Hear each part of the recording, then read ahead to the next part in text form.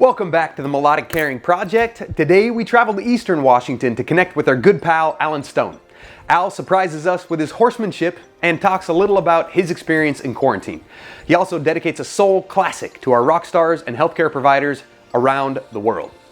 This episode is dedicated specifically to Jonathan, TJ, Kaylee, to Drew in the Isle of Man, to Dante, to Rush University Medical Center in Chicago, to Children's Hospital in New Orleans, and to Sydney Children's Hospital in Australia, and right here at home, Marybridge Children's Hospital. And we also want to give a special dedication to all the doctors and nurses in the NHS health system in the United Kingdom. Here we go.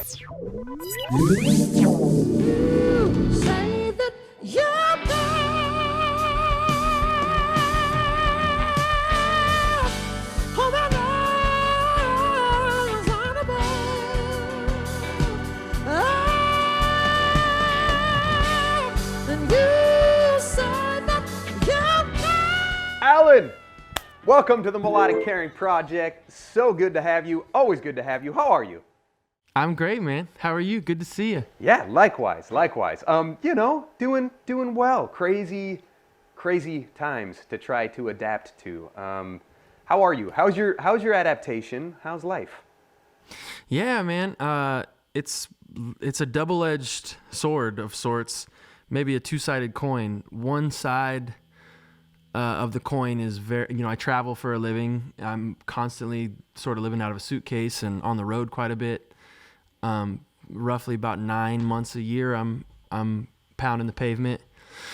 Me and my wife just had a baby boy a year ago, and so this has been a really wonderful time for me to just be able to be home and raise my family, which has been awesome.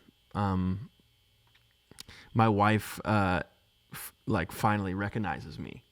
You know, it's usually like about a week at a time I'm home. And so I come home and she's like, "Who's this man in my bed?" And then I leave and we get back to our FaceTime relationship. And he's like, "Oh, that's better."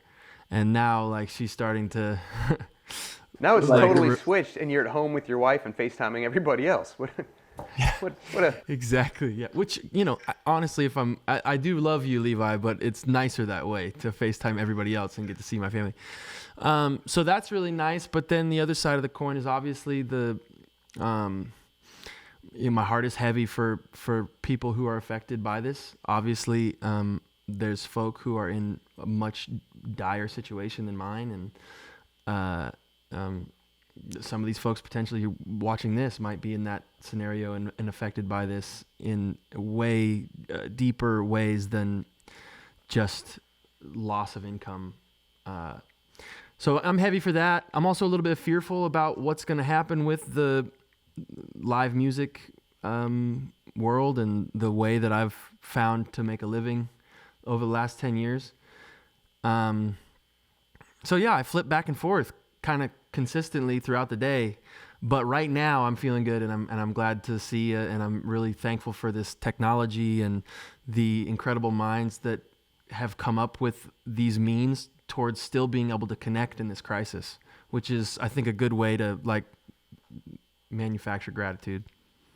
What I'm curious, with you, like you say, these are hard. These are really anxious times, and hard to really wrap your mind around it. But what does it mean to you as an artist, as not just an entertainer, right, but as somebody that connects, that has been given or cultivated a talent that brings people together and allows these shared experiences for people. And as people are having hard times, you provide almost an emotional or a spiritual service. What does that mean to you, to be entrusted with something like that? It's an honor, first and foremost, that anything you do brings joy to people. And I think, the self-centeredness that I carry around with me on my shoulders constantly, and the narcissism that comes along with making people happy and maybe being in front of people on a large scale. Sometimes you can get sucked into that black hole and forget about what you're actually doing, which is making a lot of people happy and helping a lot of people forget about the fear and the sadness and the darkness that might exist outside their skin or even inside their skin. So if I really think about it, it's a privilege and it's an honor and it's a joy. But it can be terrifying at times too, because, I'm just as afraid of the universe inside and out of my meat wagon as everybody else. But I do, like I said, to come back to it, like I'm very thankful that we're experiencing this in a world, in a scenario where we can connect via these machines that, like, dude, I don't know how they work, and it didn't have anything to do with coming up with their invention or their engineering, but like I just get to utilize them, and without them, I'd be done. My business would be, I'd be framing houses or like, unclogging toilets or trying to figure out something else to do. But because of the hard work and the engineering of people way smarter than me, I'm getting to still maintain at least a connection with others. Man, with all of the time, with music has become a way of life, right? It's the way that you interface. It's the way you connect with a lot of people. What does music mean to you, and can you put it into one word? What's one word that you would use to describe music in your life? Ooh, escape? Maybe is the best word for me personally. I think with music, you're able to... man, I don't know. That's so hard. I don't think escape's the greatest word, because to me, it doesn't encompass like really what all of the things that music is. I think the best thing that music is to me is like a language, and it's a language of like energy and emotion and connection. And when you do it right with people you love and care about and who feel the same way about you, like there's no greater high than to play music with others and to do it well and to do it right, and pay homage to the song. So maybe language is the right term, but that's not even it, really. It's tough to sum it up in one word. So I apologize. I'm not doing a good job at that. That's a good question, though. I'm gonna think about it more. Like you say, it's like trying to choose your favorite song. That's an impossible question. There's so many good songs. Depends on your mood. Depends on the time of day. Depends on what you're going through. But I think language is beautiful because somehow it's a language that everybody speaks, right? And so I'm sure you've experienced that in different towns, different countries, different languages, different upbringings, backgrounds, you still can somehow connect with the people that are there, even if some of them don't speak the same language you do. You can connect through that music or through that song. So it is a language unto itself. Agreed. Language works. Well done. Thanks, man. You're a good... Go ahead. You're a great interviewer. You make the person answering the questions feel like they answered them logically and with some semblance of intelligence. Man, I just want to spend more time with you in the lodge. I swear I can taste like hot chocolate and marshmallows just by sitting here watching you in the lodge. This space is really incredible. It was built in the 1900s as a boat in, boat out. You couldn't get here by wagon, or maybe you could get here by horse. I don't know. Depends on how good of a horse you had. I'm looking at my friends who are in here. Supposed to have all the answers. Come and They're supposed to have all the answers. They're just like... Talk to me about equine access to the lodge. It's got to be... Yeah, you could swim. Maybe raft. It was boat in, boat out, brothel and speakeasy built in the 1900s for the miners in the area.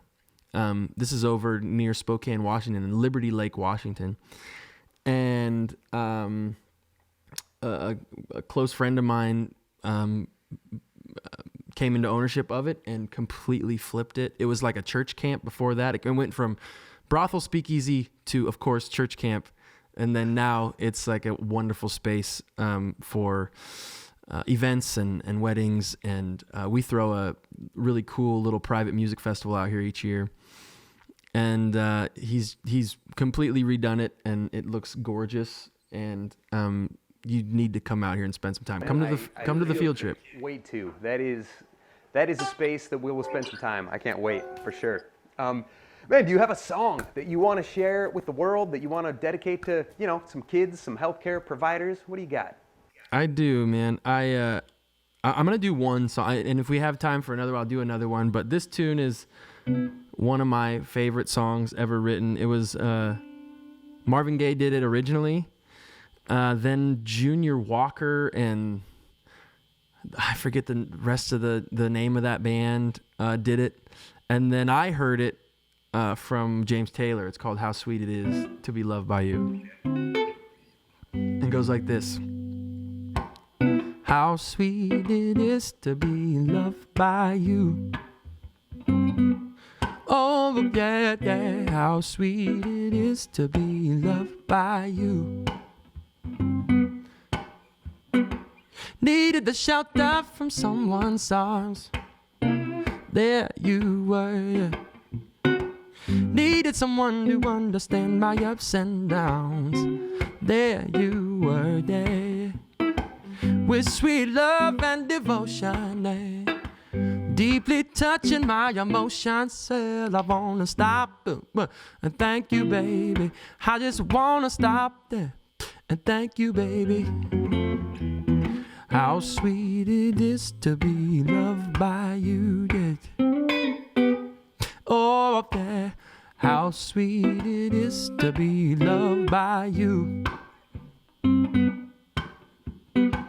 Needed the shelter from someone's arms. There you were. Needed someone to understand my ups and downs. But there you were, there. With sweet love and devotion, baby. Deeply touching my emotions. I wanna stop and thank you, baby. I just wanna stop there and thank you, baby. How sweet it is to be loved by you, babe. Oh, yeah, yeah, yeah. How sweet it is to be loved by you, babe. I think I did the first verse twice there. Did I, Blue? Whoops. This is like there's some sort of jam situation happening.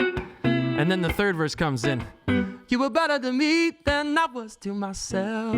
Me, there's you, and there ain't nobody else. I wanna stop. Well, thank you, baby. I just wanna stop there. Thank you, baby. How sweet it is to be loved by you, yeah. Oh, yeah. How sweet it is to be loved by you. Oh, yeah, yeah, yeah. How sweet it is to be loved by you. Oh, hey, yeah, yeah. How sweet it is to be loved by you.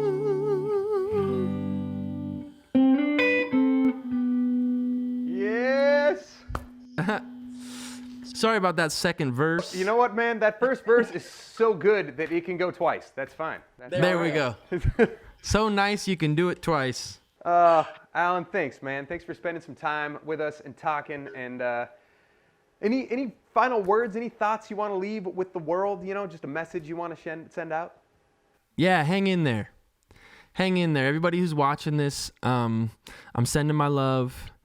And you are braver and stronger than I could ever imagine. Thank you for sharing your time and your story.